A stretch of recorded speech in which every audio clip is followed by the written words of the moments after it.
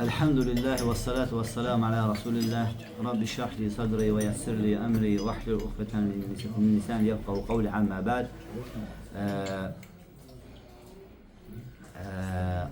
Din nasihatli ve din nasihatli bu hadisin şerhinde 3. Allah'ın Resulü'nü alan sahabeler soruştular ki Allah'ın Resulü din kime nasihatlidir ki Allah'a, onun kitabına ve onun Resulüne. Mevzumuz yani onun Resulüne olan nəsihətdəndir. Deməli Allah'ın Resulüne olan nəsihət bir neçə şey özündə əhatə edir. Birincisi, yani onun risalətinə tam olarak iman gətirməyi. Tam olarak iman gətirməyi yani nedir? Əhatə edir. Allah Subhanahu taala ərsələhu ilə cəmi'il xalq. Peyğəmbər sallallahu aleyhi və səlləmi bütün məxluqata göndərir.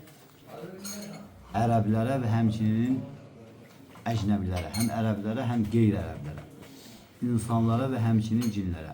Allah Teala buyurur ki: "Və ərsəlnəkə linnəsi rasulən." Yəni biz səni insanlara rasul olarak gönderdik. Nisa surasında. Həmçinin başqa ayədə Allah Teala buyurur ki: "Təbərəkəllezî nəzzələ furqan alə abdihi litekûne lil'aləminə nezîrâ." Allah Subhanahu Teala hansı ki Furkan'ı kuluna indiren Allah Tebarek ve Teala indirdi ki litekûne lil'alemine nezîran. Sen alemlere bir korkudan olasan diye. Bir korkudan olasan diye. Deməli bu haqda ayələr çoxdur. Şeyh getirir ki yani sen iman getirmelisən ki Peygamber sallallahu aleyhi ve sellem yani Muhammed sallallahu aleyhi ve sellem yani bütün məxluqata gönderilen, insli ve cinsli herkese gönderilen yani Allah'ın Resuludur. Ve həmçinin Allah Resulü sallallahu aleyhi ve selleme olan nəsihətdən de biri nedir? Onun verdiği xəbəri təsdiqləmək. Ki o hem sadiqdir, hem məsduqdur. Hem sadiqdir, təsdiq edəndir, hem məsduqdur, təsdiqləniləndir.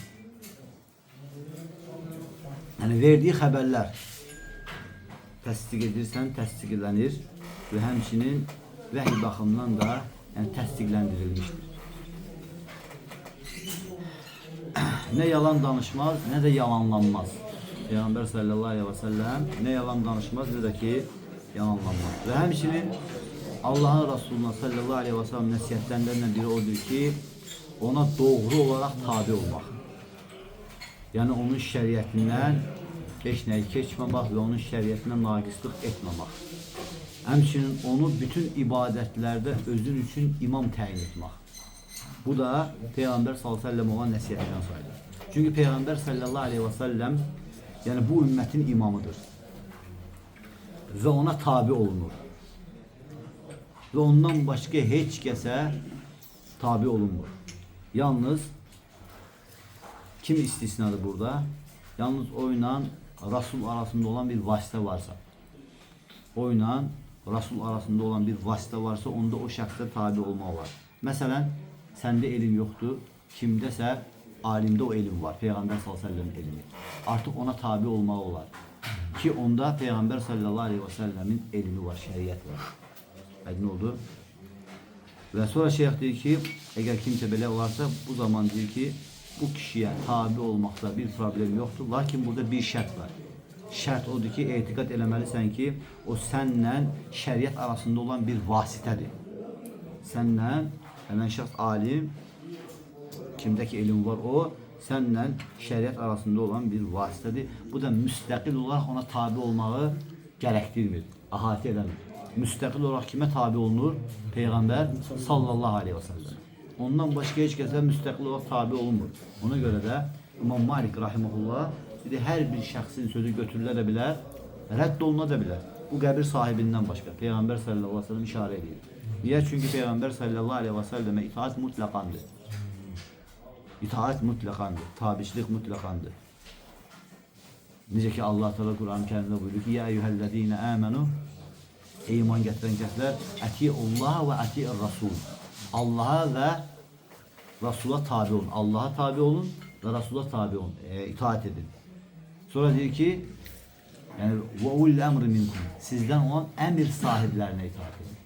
Orada artık itaat sözünü getirmedi. Ne kadar Sa'd rahimehullah deyir ki, demədi ki Allah'a itaat edin ve Resuluna itaat edin ve sonra sizden olan emir sahiplerine itaat edin. Orada Abdurrahman Sa'd rahimehullah deyir ki, neyle bağladı? Birbaşa bağladı o ikisine.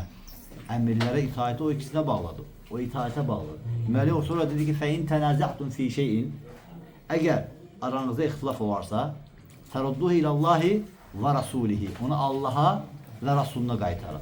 Onu Allah'a ve Resulüne qaytarın. Deməli emir sahiplerine. Artık ihtilaftır. Deməli mutlaqan itaat kime olur? Allah'a ve onun Resulüne. Resulullah niye göre olur? Çünkü Allah bunu istiyor. Diyecek ki Allah Teala diyor ki kim Resul'a itaat ederse men ata'ar Resul fakat ata Allah. Kim Resul'a itaat ederse artık Allah'a itaat etmiştir.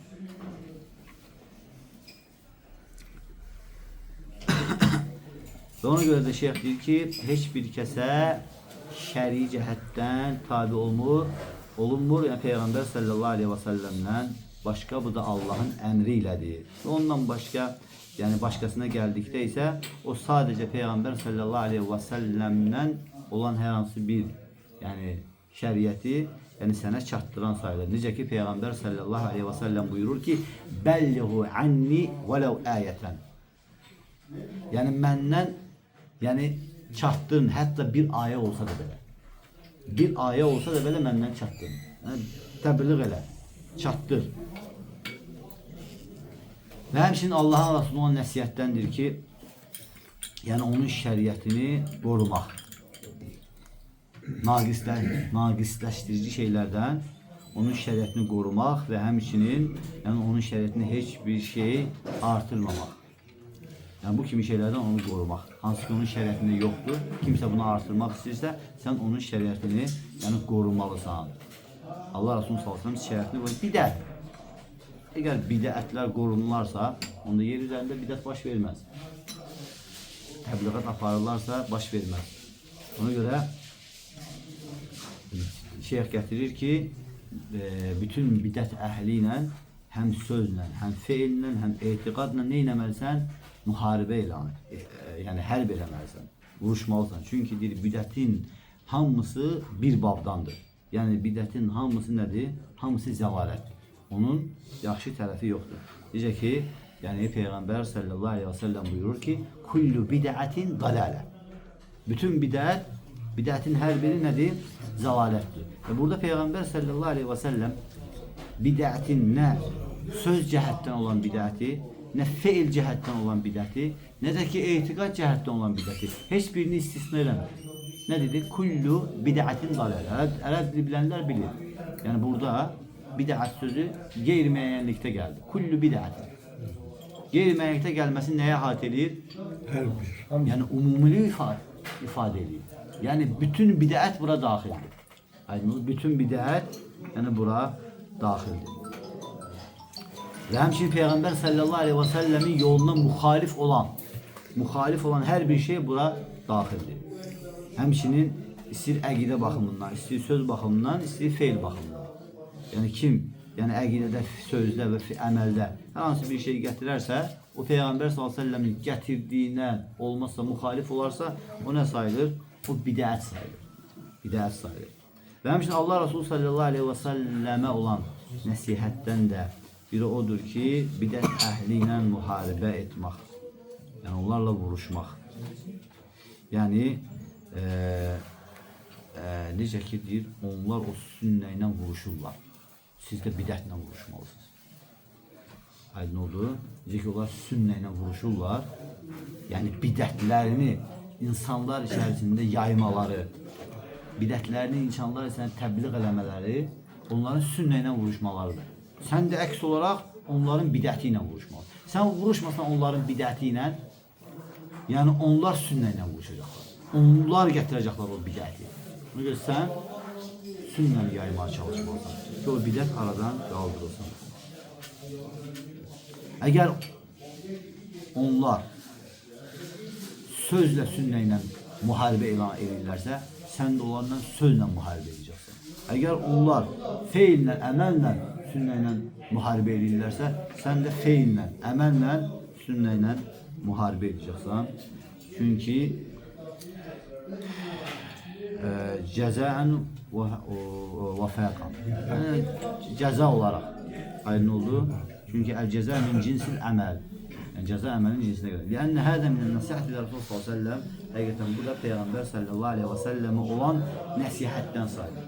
Həmçinin Peyğəmbər sallallahu əleyhi və səlləmə olan nəsihətlərdən də biri nədir? Onun sahabələrinə hörmət eləmək, onun sahabələrini ucatmaq, onun sahabələrini sevmək. Çünki insanın sahibi şək yoxdur ki, yəni ona insanlardan daha xas olandır. İnsanlar içərisində o ona daha xas olandır. Və buna görə də sahabələr, Allah onlardan razı olsun, onlar yəni əsrin ən xeyirliləri sayılır.